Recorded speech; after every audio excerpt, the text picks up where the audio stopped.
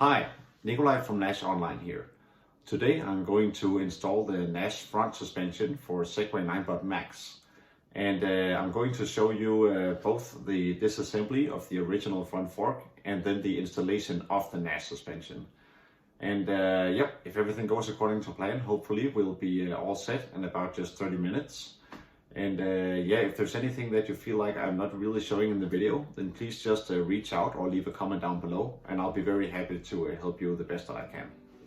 So yeah, without any further ado, let's just get to it. So what we need to do first is to take out the wheel. Now in order to do that, we need to loosen bolts that are hidden underneath these plastic shields on the side. So in order to get that shield off, you need to wedge out these little rubber bits here. So go ahead and just use like a small flat screwdriver for that. Just wedge those out. And as you can see, that will expose 3 small screws underneath that. So in order to get those out, just use a small Allen key like this, and go ahead and unscrew those.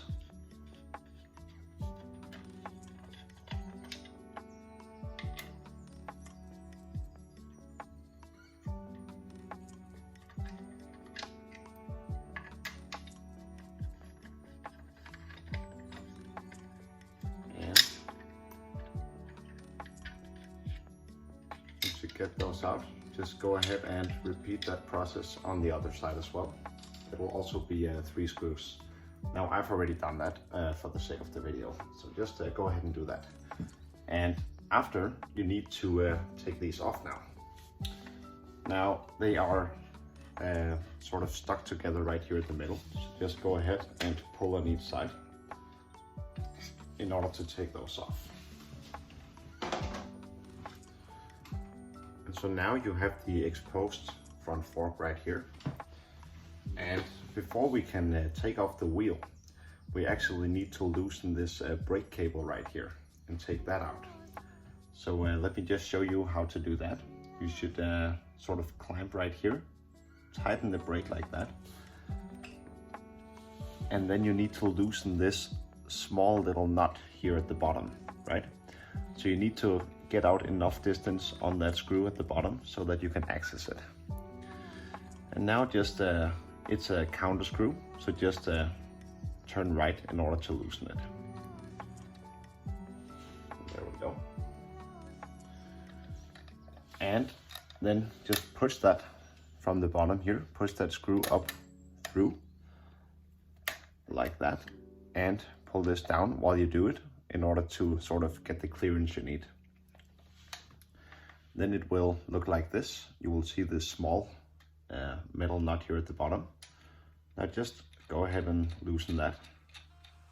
Again, it is turn right to loosen that, just like the nut before.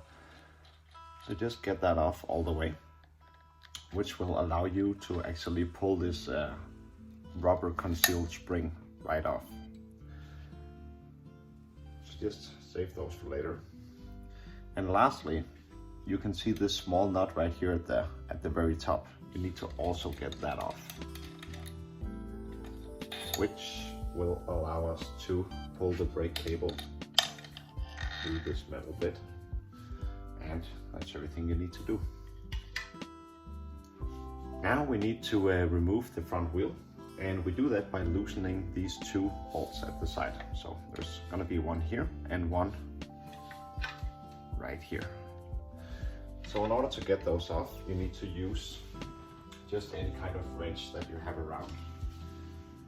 Depending on how much Loctite that the manufacturer, or thread lover, depending on how much of that the manufacturer used, it will be either easy or very difficult to get off. So what I will recommend is to just use an adjustable wrench like this. And in case that it does not do the trick, then you need to use a sort of a water pipe wrench like this, and just loosen it with that, because you will have the extra leverage to make it a lot easier. Now I've already had mine off, so I'll just use the adjustable wrench right here.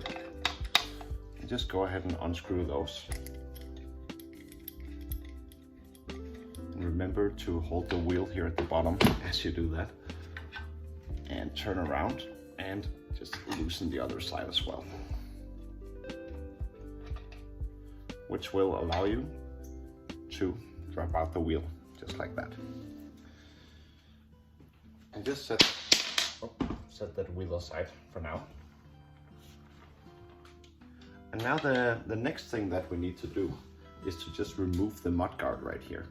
And if you look up here underneath, you can see there's one bolt that is holding this in place.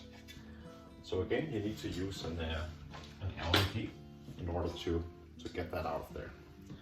Now I use a standard 5mm for this. And just go ahead and get that up there. Get to where the bolt is. And just get that loosened up like that. It's quite a long bolt that they put in there, so just keep on going till you get it. Just like that. And just go ahead and put the mudguard aside for now, because we will need to put that on again.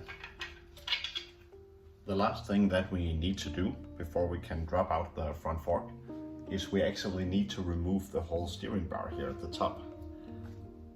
In order to do that, we need to look at the folding mechanism right here. And what we're going to start by doing is to just unlock and open the folding mechanism. Then we need to look here inside in the middle and just unscrew the long bolt that goes through there, the center bolt. So just get that out all the way.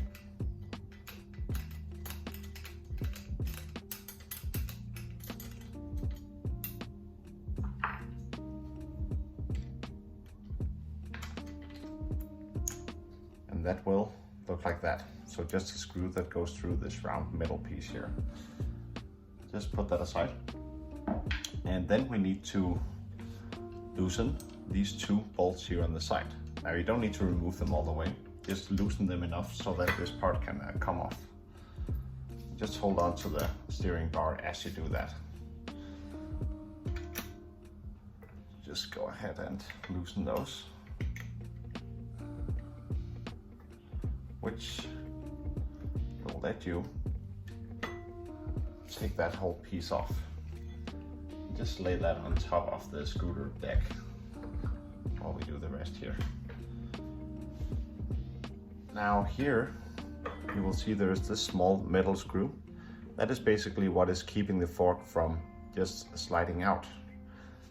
So just use a small Allen key in order to get that out, and just hold on to the fork here as you do that. Just loosen that. Get that out all the way. And just storm that. And now we can actually take out the front fork, just like that. So save your original fork in case you will need it later. And inside here at the top, there's going to be a series of different rings. Now just let all of those sit the way that they are. Don't touch that. And so now when you slide the NASH front fork through right here, make sure that the silver ring here stays put down at the bottom. And then what we want to do is we want to use this other little black screw that was included in the kit, the headless one. And what we need to do with that is to add it here on the left hand side in this hole. So just screw that in about halfway, and what that will do is it will function as a safety mechanism so the fork doesn't slide out, kind of like how the silver screw did before. And so now we want to add the steering bar back onto the top again. Just go ahead and place that at the top, and as you do that, push the front fork up from the bottom here so that it goes up all the way. It's very important. And then we want to add the center screw here at the middle again. And that will fasten the front fork. So just put that in there and then use the 5mm Allen key from before to fasten that all the way. And it's quite a long screw, so that'll just take a while.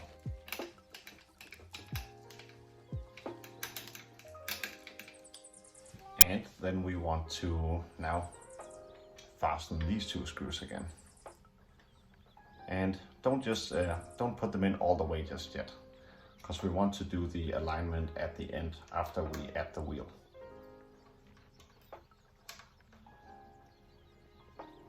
So, just like that. And now the front fork, the new front fork, is essentially attached. And so now we're gonna put the wheel onto the new NASH front fork. This side is the right side that has this brake lever and this little column here. So that's gonna be facing right. And make sure that this bolt here, as you can see, it has a flat end on each side here. So make sure that everything is aligned like this when you slide it onto the fork again.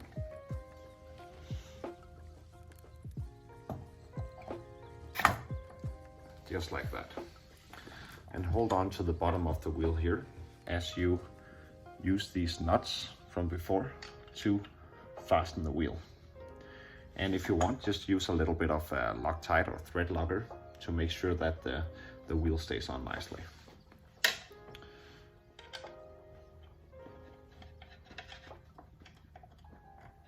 And then use your adjustable wrench to fasten those nuts.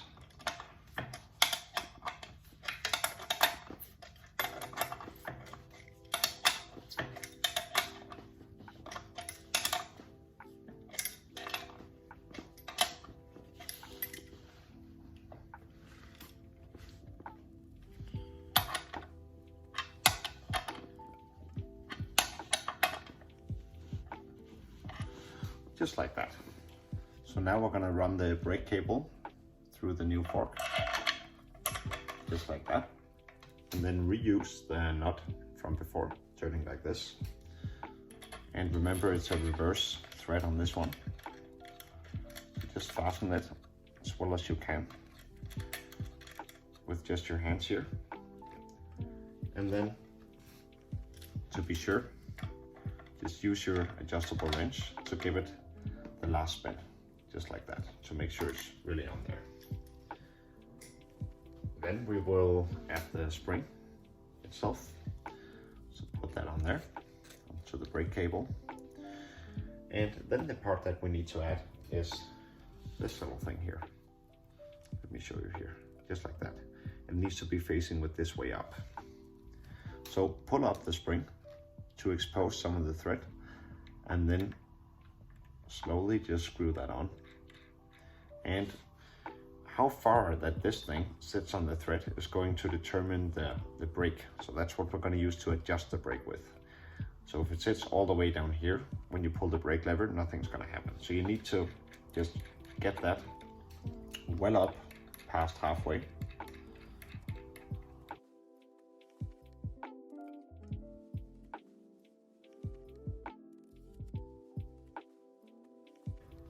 Then the next part is to add this little thing that we took off before as well. And that needs to be run through this hole here at this lever at the bottom. There's a hole right here in the middle, so just run that through there. And the hole in that little thing is what we're going to run the thread through. So again, make sure there's enough thread to work with, so that once it's past that, there is still room to add this little nut at the bottom. So push down the brake lever there, and then run that thread on through. And lastly, add this little nut.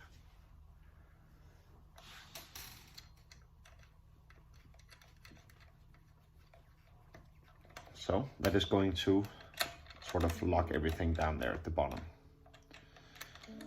And now you will notice if you pull the brake lever, it brakes, but it doesn't brake too well. So what we need to do is you need to pull up the spring here and then further screw this thing on so that it goes further up. because that'll improve the braking ability. And it's sort of a fine line, but put it somewhere around the top of the thread now. And then just push the bottom part here up again, and then fasten the nut so that there is no, no loose thread down here. So just put that up all the way as well. And what you'll see in a second here is now the braking ability is going to have improved a lot. So it needs to be somewhere in between, because you don't want it naturally braking the wheel either when you're not pulling the brake lever. So make sure that sits nicely there. And we'll just go ahead and give it another spin now. Test. So spin the wheel. And there we go. That's some good braking. So make sure that the wheel is able to spin freely, but also that the braking is very efficient. Obviously, the best way to test it is to take it out on the pavement and go for a small ride and put the brake to your liking. But yeah, that almost sums it up. Now the last sort of detail that we need to add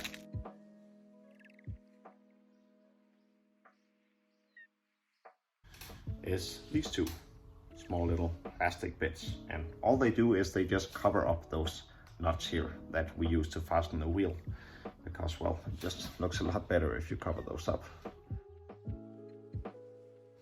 So anyways, enjoy your new NASH suspension, and thank you for watching. Have a good day.